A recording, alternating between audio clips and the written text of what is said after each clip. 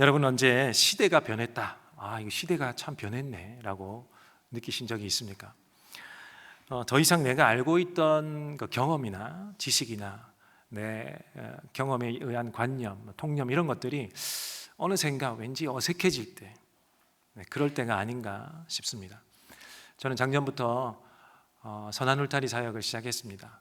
우리 보육원에서 자란 우리 청년들이 이제는 20살이 되면, 만 18세가 되면 퇴소를 하게 되죠. 그러면 진짜 사회에 그냥 아무 것 없이 나오게 되는 우리 청년들인데, 그들을 만나기 시작했습니다. 작년에 3명 만났고, 그 다음에 올해는 2명이 더 들어오게 돼서 5명을 만나게 되는데 쉽지 않더군요. 새로운 사람을 만나는 것이 쉽지 않았는데, 더 어려웠던 일은 세대 차이를 느낀다는 것이었습니다. 그래서 하나님, 드디어 저도 세대 차이를 느끼는 나이가 됐나요? 이런 느낌이 들 만큼 이해가 안 되는 일들이 너무 많이 일어났습니다. 이제 20살로 시작하는 청년 아닙니까? 그래서 MZ세대라고 하는 맛을 톡톡히 보았는데, 달리 생각하는 것이 아니라 완전 다른 사람을 느끼는 듯한, 세대가 이렇게 차이가 나는가, 그럴 만도 한데, 세대 차이가 이렇게 느껴지는 건가, 다른 세대를 살고 있는 사람들인가 라는 생각이 들 만큼 이런 차이를 많이 느꼈습니다. 쓰는 용어도 다르고, 생각하는 가치도 다르고, 추구하는 바도 다르고, 내가 맞다고 생각하는 것인데 전혀 받아들여지지 않는 것들도 많았습니다. 요즘은 세대 차이를 2, 3년 단위로 느낀다고 합니다. 20대 아이들도 세대 차이를 느낀다고 합니다. 그렇게 느끼시면 여러분도 세대 차이를 느끼시고 계신 것입니다. 실제로 이 청년들이 2, 3년 단위로 세대 차이를 느끼고 이야기를 잘 안 한다고 해요. 어떻게 보면 그러면 이 사회 안에는 정말 여러 층위의 세대가 존재하고 있는 것이고, 여러 색깔의 세대가 존재하고 있습니다. 그래서 내가 알고 있던 바가 통용이 되지 않는다고 해서 너무 무서워하지 마시길 바랍니다. 모두 다 느끼는 것이 세대 차이이니까 그렇습니다. 어쨌든 이런 차이를 느끼면서 사역을 시작하고 있습니다. 올해도 많은 세대를 경험하면서 우리 청년들을 만나고 싶습니다. 저와 여러분이 다 같이 공감할 수 있는 시대의 변화, 그리고 세대가 이렇게 변했다라고 느낄 만한 게 무엇인가라고 생각해 봤을 때 스마트폰이 아닐까라고 생각이 됐습니다. 불과 20년, 아니요, 짧게는 10년 정도 되겠죠. 여러분 중에는 스마트폰 없이도 다른 사람들이 바꾸니까 신세계네 이렇게 말하더라도 나는 바꾸지 않겠다, 나는 아날로그가 좋다 라고 버티던 사람들 몇 년 전까지만 해도 많이 보았는데, 지금은 보니까 우리 늘푸른 초원의 어르신 중에도 스마트폰 없으신 분이 없어요. 여러분 주변에 없으신 분 거의 이제는 없지 싶습니다. 근데 이것이 불과 정말 짧은 세대 안에 일어난 일 아닙니까? 이게 좀 비싸야죠. 100만 원, 이제는 비싼 것들은 200만 원이 넘는다고 합니다. 그런데 너무 비싸다고만 생각하지 않을 것이, 이게 정말 희귀한 물건 아닙니까? 우리가 경험적으로 다 알죠. 정말 예전에는 편지를 써서 우체통에 넣어야 됐고요. 편지를 기다리려면 정말 세월아 내월아 언제 오지, 정말 기다리는 편지는 정말 빨리 오면 좋겠는데, 이 시간이 이만큼 지나야만 받을 수 있었던 것을 지금은 초 단위로 받을 수 있지 않습니까? 그리고 많은 대기 손님을 기다렸다가 은행 업무를 보아야 되는데도 지금 이 한 대로 그냥 순식간에 몇 분이면 다 끝나는 시대가 되었습니다. 택시 한번 잡아 타려면 저 멀리 나가가지고 손을 흔들고 네가 먼저 왔니 내가 먼저 왔니 싸움기도 해야 되는데, 그냥 요 몇 번으로 택시를 잡아 타기도 하고요. 우리 백화점, 쇼핑몰, 마트 가지 않아도 집 앞에 내가 주문한 게 와 있습니다. 그리고 신문을 읽거나 또 사전을 찾거나 이렇게 했을 때 스크랩 여러분 많이 하시지 않습니까? 하셨죠. 스크랩을 해서 안에 넣어 차곡차곡 모아놨다가 이거 내가 한 거니까 책꽂이에 꽂아놨다가 이사할 때 이거 아저씨 이거 절대 버리면 안 돼요. 이걸 가지고 막 몇 군데를 옮겨 다니고 했는데 지금은 이 안에 다 집어넣을 수가 있지 않습니까? 심지어는 요즘은 이 한 대로 전쟁을 일으키기도, 전쟁을 종식시키기도 합니다. 많은 사람들한테 모아놓고 이렇게 말해야 되는 순간에도 이 몇 번 두드리면 그 많은 사람에게 전달이 되기도 하죠. 그렇게 생각하면 100만 원, 200만 원, 야, 이거 쓰는 거 아깝지 않다 할 정도로 스마트한 많은 일들이 벌어지죠. 이게 불과 몇 세대도 지난 것이 아니고 이 한 세대 안에 일어난 일 아닙니까? 그래서 우리 이전에 이거 없이 어떻게 살았지? 라고 생각할 만큼 시대가 변한 것이죠. 얼마 전에 딸을 학교에다 데려다 주고요. 근데 마칠 때 이제 데리러 갈 모양으로 딸한테 마치면 전화해 이렇게 하니까 이렇게 하는 거예요. 마치면 전화해 이렇게 합니다. 이걸 모르는 거예요. 이게 엄지손가락, 새끼손가락 이건 우리가 수학이지 않습니까? 근데 우리 딸은 태어나면서부터 이걸 본 적이 별로 없어요. 집에 이런 게 없었으니까 박물관 정도 가야 있고 뭐 아빠 사무실 정도 와야 이렇게 하는 게 있으니까요. 우리 친구들은 전화해 이렇게 하는 거예요. 우리 친구들의 전화기는 이렇게 생겼죠. 이렇게 안 생겼어요. 아, 이것만 봐도 정말 옛날 세대네 이렇게. 그래서 우리 서로 옛날에 알던 노래 공유하지 않기를 원하지 않습니까? 나이를 밝히는 것 같아. 그렇게 세대를 거슬러 살고 싶지 않은 만큼 이렇게 여러 세대가 함께 우리가 살고 있는데요.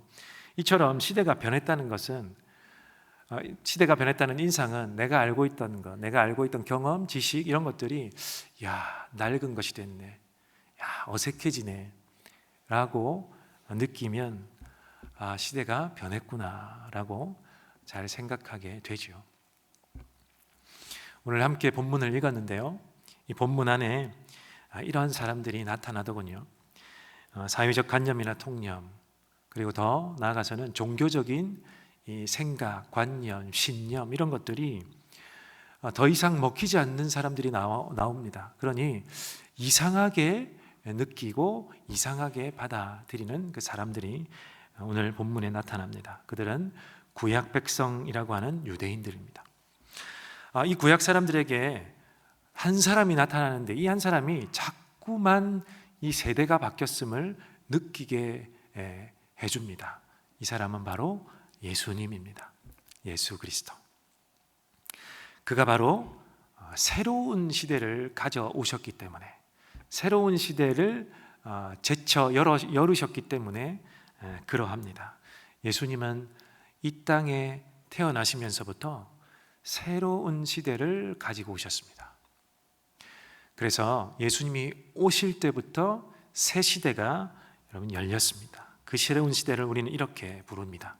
새로운 언약의 시대, 새로운 약속의 시대, 곧 신약 시대. 이렇게요. 사실 마태복음은 유대인들을 위한 복음입니다.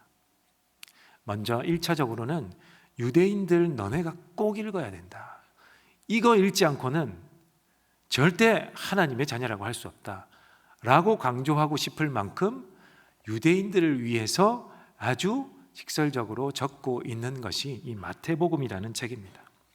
그들에게 새로운 왕이 나셨습니다. 새로운 왕이 새로운 약속으로 새 시대를 여셨습니다 라는 것이 이 마태복음의 주제입니다. 그래서 마태복음 1장 1절은 이렇게 시작합니다. 아브라함의 자손이요 다윗의 자손인 예수 그리스도의 계보는 이러하다. 마태복음의 시작이 계보 이야기로 시작하는 거예요. 여러분 창세기에 보시면 11개의 계보가 나타납니다. 11개의 계보가 누구는 누구를 낳고 누구는 누구를 낳고, 정말 재미없지만 누구는 누구를 낳고 내가 꼭 이걸 알아야 되나 할 만큼 누구는 누구를 낳고를 너무 많이 낳았는데, 근데 이게 유대인들에게는 굉장히 중요한 거예요. 우리가 책을 읽을 때 여러분 책 잘 읽는 사람은 무엇부터 봅니까? 책을 좀 잘 읽으시는 분이 꽤 계십니다. 목차를 적지 않습니까? 이 책에 어떤 목차가 있는지를 통해서 대충의 내용을 파악하는 것이 책 잘 읽는 방법 중에 하나죠. 이 계보라는 것이, 유대인들에게 이 계보라는 것이 책의 목차와도 같은 것입니다. 그래서 창세기 11번의 계보는 11번의 목차가 나온 것입니다. 그래서 이 계보를 쭉 읽는 것이 이 다음에 이 계보에 관한 이야기를 합니다라고 유대인들한테는 읽혔습니다. 그것이 바로 창세기입니다. 이 유대인들에게 익숙한 이 계보 이야기를 통하여 마태복음이 이렇게 시작하는 거예요. 예수님의 계보는 이러합니다 라는 것이 무엇입니까? 이제 이 마태복음을 통하여 예수 그리스도의 이야기를 하겠습니다 라는 것입니다. 그런데요, 마태복음 1장 1절이 약간 번역이 조금 잘못됐어요. 아브라함의 자손이요 다윗의 자손인 예수 그리스도의 계보는 이러하다. 근데 목사님 뭐가 잘못됐나요? 영어 번역을 한번 보면 이렇게 돼요. The book of genealogy of Jesus Christ, the son of David, the son of Abraham. 좀 뭐가 바뀐 게 보이시나요? 한글 번역은 아브라함부터 나오고 다윗이 나오는데 영어 번역에 모든 영어 번역 하나도 빠짐없이 다윗부터 나옵니다. 다윗 그 다음 아브라함, 순서가 이렇습니다. 헬라어 언어의 순서가 이렇기 때문에 그렇습니다. 그런데 우리는 초기 선교사님이 이렇게 번역하실 때 이게 아브라함이 시대 순으로 구분할 때 아브라함이 먼저 나오니까 아브라함부터 적었던 것이 아닐까 라고 추측해 봅니다. 제가 물어보지는 못했기 때문에. 그런데 마태복음의 목적을 따져본다면 다윗부터 나오는 것이 맞습니다. 자, 내가 이제부터 여러분에게 예수 그리스도의 이야기를 할 것입니다. 그러니 예수 그리스도의 계보는 이러합니다. 이것부터 한번 보십시오 라고 시작을 하는데 이 예수님이 누구신가요? 라고 할 때 이분은 다윗의 자손입니다 라는 거예요. 이분은 다윗의 자손입니다. 다윗의 자손이라 함은 왕의 혈통입니다. 여러분 달리 생각하지 마십시오. 이분은 왕이십니다. 다윗의 혈통을 타고 온 예수님은 왕이십니다. 그래서 동방의 박사들이 별을 쫓아 누구를 찾아왔습니까? 누구신지도 모르고 정답, 왕 찾아왔습니다. 별을 보고 왕을 찾아서 헤롯에게 다가오니 헤롯이 내가 왕인데 이렇게 하고 화를 냈지 않습니까? 예수님은 왕이십니다. 예수님은 새 시대를 연 왕이십니다. 우리가 대통령만 바뀌어도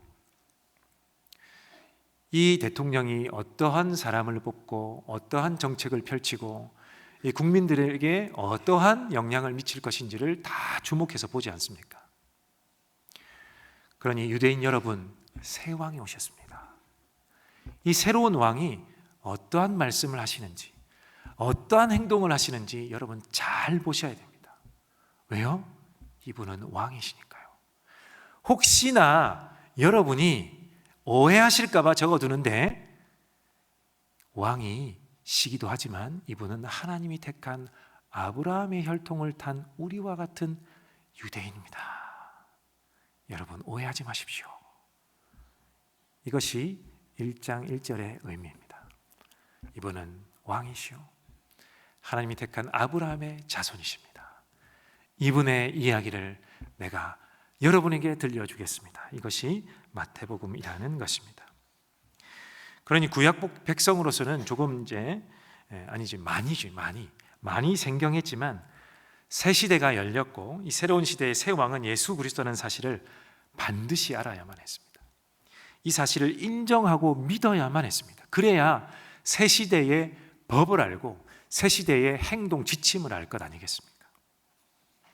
예수님의 말과 행동은 새 시대의 계시입니다.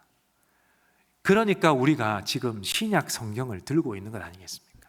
그러니 우리가 이 사복음서를 보고 신약 성경을 보면서 이것이 새로운 약속입니다, 하나님의 말씀입니다 라고 하는 것 아니겠습니까? 그래서 예수님은 새 시대의 기준을 마태복음에서도 말씀하시는데, 그것이 바로 우리가 잘 알고 있는 산상수훈 또는 산상보훈 또는 산상설교라고 하는 것들입니다. 물론 다른 말씀도 많이 하셨죠. 근데 마태복음에는 대표적으로 이것이 예수님의 말씀입니다 하고 이 산상설교를 적어놓고 있습니다. 마태복음 5장 1절에서 2절만은 이렇게 시작하죠. 예수께서 무리를 보시고 산에 올라가 앉으시니 제자들이 그에게 나왔다. 예수께서 입을 열어서 그들을 가르치셨다. 곧 말씀하셨다 라는 거예요. 그리고 본격적으로 또 무엇을 하시냐? 계시로서의 행동을 하시는데, 우리는 앞서 산상수훈을 우리 큐티책을 통하여 우리 또 많이 묵상했으니까 오늘은 예수님의 이 계시적 행동을 한번 살펴보려고 합니다. 이 계시적 행동으로서의 세 가지가 오늘 나타나는데, 그 중에 첫 번째, 새 시대가 시작된 예수님의 첫 번째 행동은 세리 마태를 제자로 삼으신 것입니다. 세리는 지금으로 말하면 세무공무원이죠. 우리는 이 시대에는 세무공무원 하면 아주 높이 쳐주죠. 여러분 자녀 중에도 우리 딸이, 우리 아들이 세무공무원이야, 이렇게 자랑할 만큼 자랑할 만한 일입니다, 지금은. 그러나 당시의 팔레스타인 문화에서는 세리는 굉장히 나쁜 사람이었습니다. 죄인 중에 죄인, 베스트 오브 더 베스트 죄인. 왜냐하면 당시는 로마가 강대국이고 로마가 지배하던 시절에, 로마가 한 나라나 한 국가를 이렇게 지배하게 되면 세금을 거두어 드릴 때 로마 국민, 시민을 보내서 세금을 거두어 드리지 않았습니다. 지배하는 그 나라의 주민 중에 한 사람을 발탁을 하는데 아무나 뽑는 게 아니라 입찰을 받았습니다. 세리를 뽑습니다 하고 이제 방을 붙이거나 이렇게 공고를 하면 아무도 말을 하진 않죠. 이게 나쁜 일 중에 나쁜 일이니까. 그러나 몰래 돈을 벌 요량으로 입찰에 응시합니다. 그래서 내가 우리 국민으로부터 이만큼의 세금을 거둬드리겠습니다 하고 써내는 거예요. 그러면 그 중에 제일 많이 거두어드릴 사람을 뽑겠죠. 이게 로마 입장에서는 너무 흥미롭고 재밌는 일 아닙니까? 자국민으로 하여금 세리를 시키고 그 자국민들이 그 민족에게, 그 사람들에게 세금을 받아서 자발적으로 바치는 것이 되는 모양새니까 얼마나 좋겠습니까? 이때 로마는 무엇을 하냐면 이 세금을 받아야 될 사람에게 보증인을 데리고 오게 합니다. 보증인을 세웁니다. 그러면 이 사람이 세금을 내지 못할 때는 보증인이 대신 갚아야 되는 의무를 지게 되겠죠. 그러니 울며 겨자 먹기식으로 내지 않을 수가 없는 거예요. 근데 이 일을 누가 하느냐? 나하고 같이 살고 있던, 우리 마을에 있던 어떤 사람이 어느 날 갑자기 세리가 되는 것입니다. 근데 한 명이 모든 나라를 다 못하니까 곳곳에 이런 세리들을 세우고, 세리는 자기가 약속한 세금을 내고 나면 자기도 남겨야 되니까 그에 더해서 이 자기 자국민들에게 세금을 받게 됩니다. 그러니 자연스럽게 세금은 높아질 수밖에 없는 거죠. 이 세리라는 단어에서도 이 사람은 어떤 사람인가를 잘 보여주는데요. 세리라는 단어의 원어는 텔로네스입니다. 이 텔로네스가 세리라는 헬라어인데요. 이거는 합성어입니다. 무엇과 무엇의 합성어냐면, 한번 보여주시면 텔로스 그리고 오네오마이라는 두 단어의 합성어예요. 텔로스는 영어로 하면 톨, 세금을 부여하다, 세금을 징수하다, 이런 뜻이고, 오네마이오는 내가 사다라는 뜻이에요. 이것을 합치면 내가 세금을 징수하는 권리를 정부로부터 샀다라는 겁니다. 입찰하여 내가 당첨되었고 이것을 통하여 내가 합법적으로 내 옆 사람들에게, 이웃에게 이 세금을 거두어 드린다라는 거죠. 이러한 사람이 세리다 보니까 얼마나 싫었겠습니까? 매국노 중에 매국노 아닙니까? 피지배국의 입장에서는, 이 백성들의 입장에서는 안 그래도 이 지배하고 있는 이 로마가 싫은데 로마에 결탁하여 그것도 내 돈을 가져간다는 사람은 얼마나 싫겠습니까? 그 입장에 내 주변에 있는 사람이 있다고 한번 생각해 보십시오. 너무너무 싫겠죠. 그래서 유대인들의 인식 가운데는 이 세리는 죄인 중에 괴수, 진짜 베스트 오브 더 베스트 죄인. 그리고 심지어는 이 사람은 회개해도 하나님이 구원해 주시지 않는다라고 생각한 거예요. 율법에 의하여 죄를 지을 때 어떻게 합니까?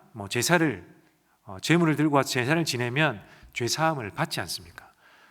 그리고 탈루한 것이 있거나 이웃의 물건을 빼앗거나 이렇게 한 사람은 회개의 제사를 드린 다음에 그 사람에게 갚으라고 제사장이 일러줍니다. 그럼 갚으면 회개가 됩니다.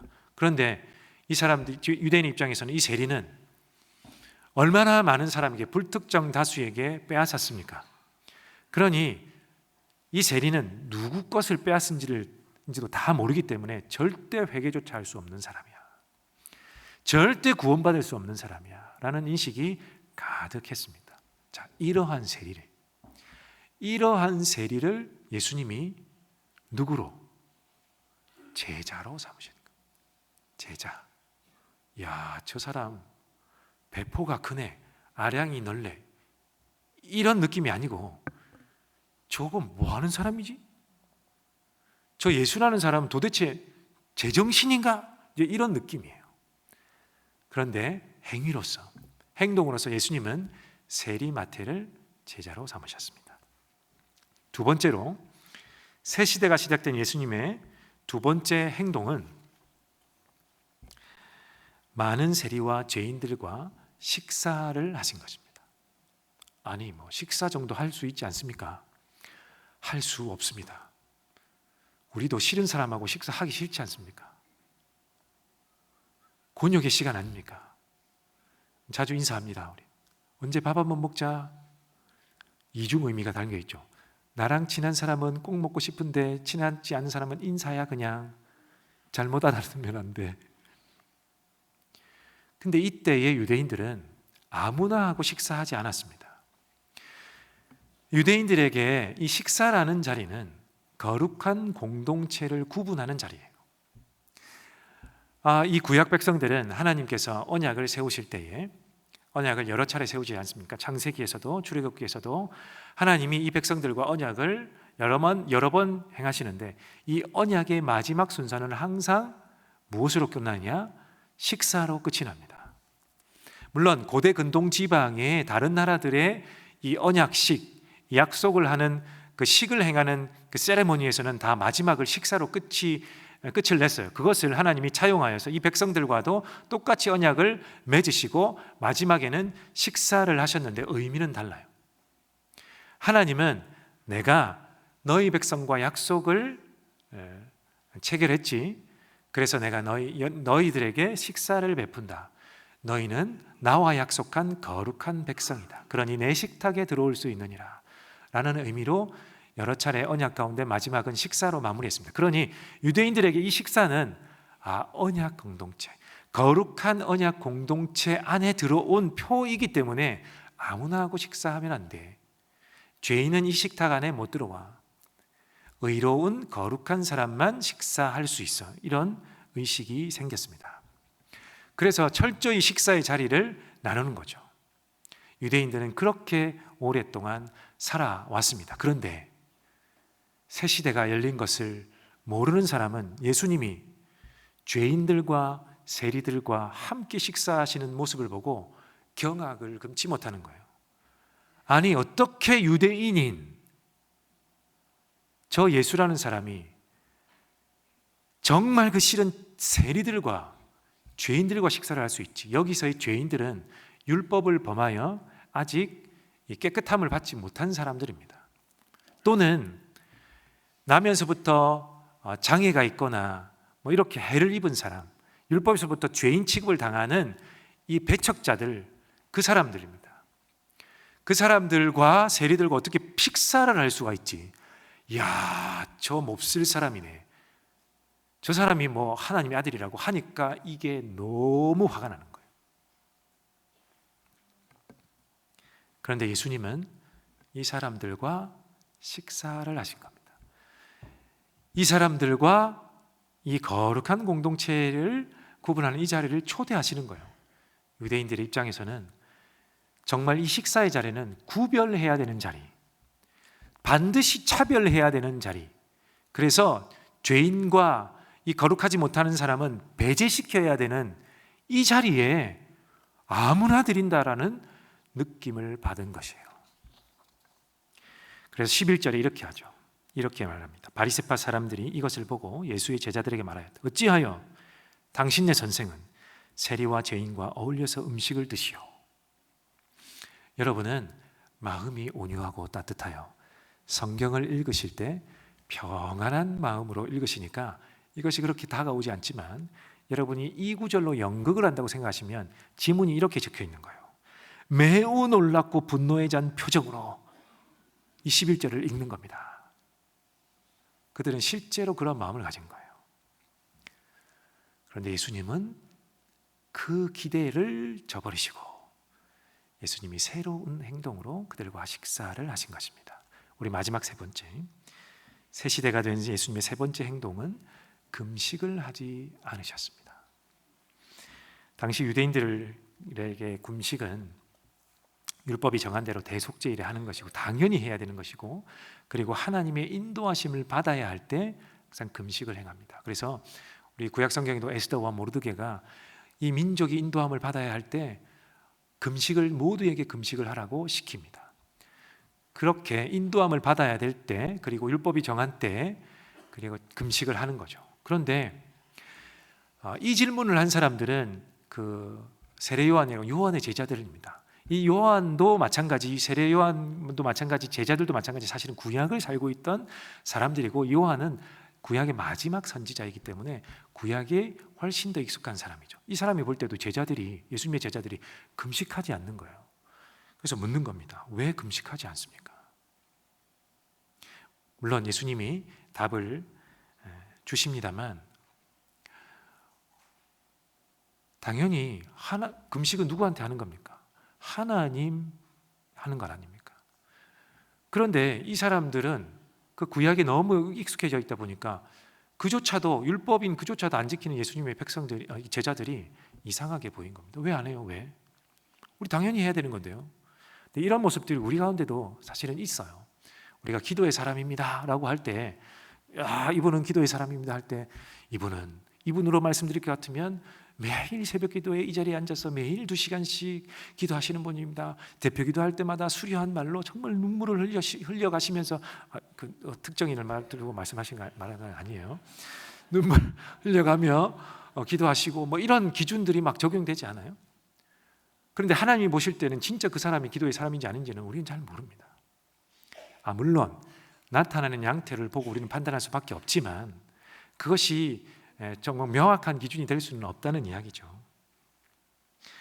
이런 행위로 저 사람이 유대인인지 하나님의 사람인지를 구분하는 그 사람들의 입장에서는 예수님도 이상하고 예수님의 제자들도 이상한 거죠.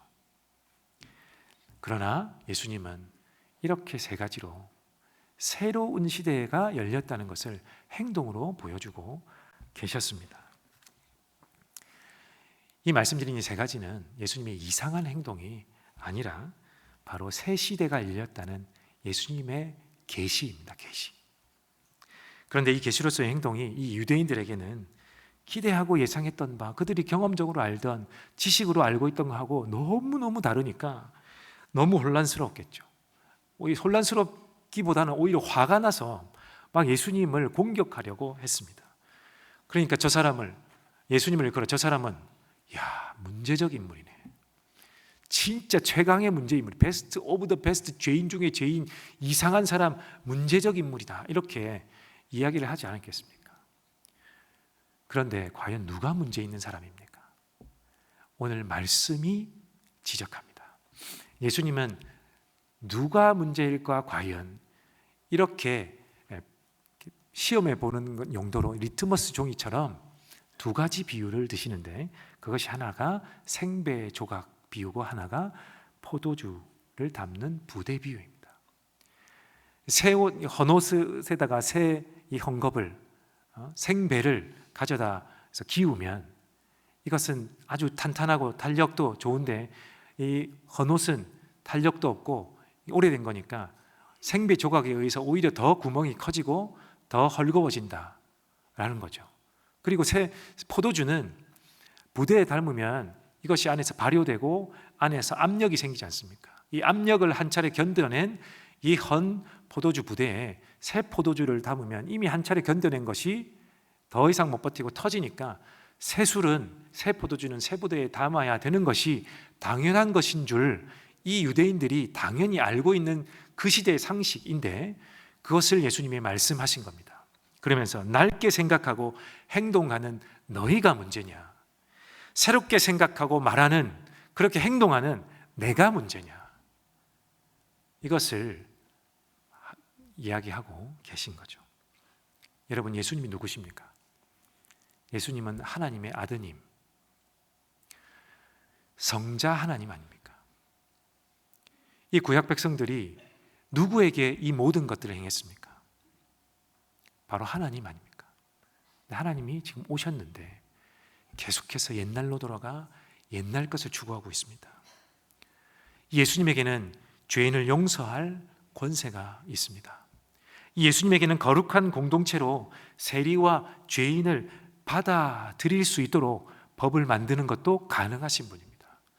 그리고 이 백성들이 금식하는 대상이 누구입니까? 하나님 아닙니까? 그 금식의 대상이 나인데, 내가 왔는데, 나랑 있는데 무슨 금식이 필요한데? 이러한 분이 바로 예수님입니다. 그러니 그분의 말씀이 계시고 그분의 행동이 계시인 것을 알아차린다면 당연한 예수님의 말씀을 받아들이지 않을 수 없었을 것입니다. 그러니 이것을 거부한 사람들이 문제인가요? 예수님이 문제인가요? 우리는 물론 답을 다 알고 있죠. 여러분, 예수님이 이 땅에 오신과 동시에 정말로 새 시대가 시작되었습니다. 이것을 마태복음에 천국이라고 표현합니다. 그리고 공관복음을 적은 마가, 누가, 요한은 이것을 다른 표현으로 하나님의 나라라고 이야기합니다. 회개하라, 천국이 가까웠느니라 라고 마태복음에 적혀 있지 않습니까? 회개하라, 천국이 가까웠는데 아직도 안 왔는데요. 그런 의미가 아니라는 이야기예요. 회개하라, 예수님이 가까이 왔느니라.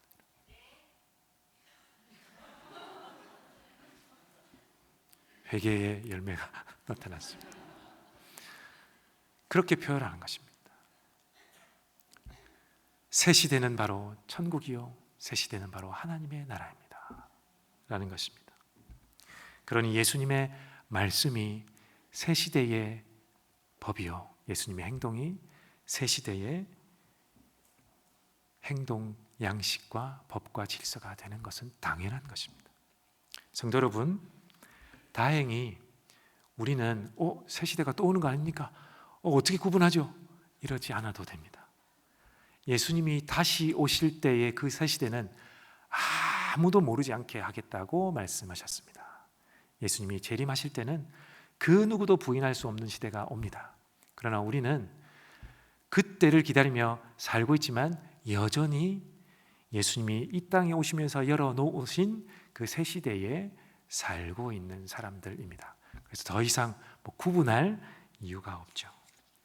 그러니 우리는 지금 이 새 시대에 새로운 율법을 들고 살고 있습니다. 여러분, 말씀 묵상하시지 않습니까? 이것이 새 시대의 하나님의 백성의 법입니다. 묵상하는 그 말씀을 더 깊이 묵상하십시오. 모든 말씀을 눈여겨 보십시오. 예수 그리스도의 말씀이 어떠한지 깊이 상고하고 기도함으로 받아들이십시오. 그것이 새 시대의 법을 우리가 읽고 받아들이고, 하나님, 나에게 능력이 부족하니 이것을 행하도록 능력 주십시오, 이렇게 구하실 때 성령님이 우리에게 능력을 주실 것입니다. 그것이 지금 이 땅에 임한 하나님 나라를 사는 방법입니다. 그것이 내가 이 하나님 나라에서 하나님을 왕으로 모시고 하나님의 통치함을 받는 백성으로 사는 것입니다. 물론 말하는 저도 쉽게 이야기하는 것 같지만 저도 그렇게 사는 것이 너무너무 힘들고 어렵다는 것을 알고 있습니다. 여러분도 알고 계시지 않습니까? 우리는 오히려 이것이 전통이네, 이것이 원래 그랬네 라고 이야기하는 것이 더 쉽지요. 그것이 더 편하게 느껴질 때도 있습니다. 그래서 생배를 낡은 옷에 붙이는 것이 오히려 편하죠. 그리고 새 포도주지만 낡은 가죽 부대에 넣는 것이 상식처럼 보일 때도 있습니다. 교회 안에서 생활할 때 여러 부분이 그러합니다. 그래서 그렇게 할 때도 많이 있죠. 괜찮습니다. 우리가 이 말씀을 잊지 않는다면 괜찮습니다. 내가 정말 옛 것을 자꾸 추구하는 거 아닌가? 내가 옛날로 돌아가려고 하고 있지 아닌가? 아니지. 새 시대를 사는 새 법을 내가 계속 묵상해야지. 그리고 하나님이 통치함 받는 것이 무엇인지를 내가 또 깊이 상고해야지, 기도해야지. 이러한 마음가짐이 있다면 괜찮습니다. 실수해도 좋고 실패해도 좋습니다. 저도 일부 예배 때 대표 기도를 빼먹고 장로님 앉아 계신데 제가 기도를 하고 있더라고요. 눈을 떴는데 장로님이 앉아 계신 걸 보고 너무 놀라서 황급히 옆을 자리를 피했습니다. 이런 실수를 비롯하여 우리가 옛날, 그러니까 이 구습을 하던 대로 하는 것을 좋아하는 습성은 누구에게나 실수나 실패나 다 있는 것이 괜찮습니다. 일어나면 되고요. 다시 시작하면 되는 것입니다. 그래서 우리는 예수님의 말씀을 계속해서 묵상하고 상고해야 됩니다. 예수님이 뭐라고 하셨습니까? 원수를 위해 기도해라. 오리를 가자고 하는 자한테 십리를 가라. 겉옷 달라고 하는 자한테 속옷까지 내어주어라. 왼뺨 때리면 자 오른뺨 때려라. 오른뺨도 돌려대라. 내가 이웃을 이라고 붙여주는 그 사람을 어떻게 해요? 내 몸처럼 사랑해라. 읽으면 읽을수록 이런 말씀이 계속 나옵니다. 그런데 까먹고 하나님 오늘 그 사람 사랑 못했는데요, 화를 냈는데요. 깨달아지는 것이 은혜입니다. 괜찮습니다. 하나님 다시금 살게 도와주십시오. 새 율법으로 새 법으로 하나님 나라에 살게 도와주십시오. 이렇게 마음을 먹는 것이 하나님 나라의 백성의 삶이라는 것을 오늘 말씀을 통해 오늘 하나님께서 우리에게 말씀해 주시는 것입니다. 그러니 한 주간도 우리 예수님의 말씀처럼 사시면 좋겠습니다. 이 시대에서도 이웃을 차별하거나 배제하거나 억울한 사람을 만드는 일에 동참하지 마시기 바랍니다.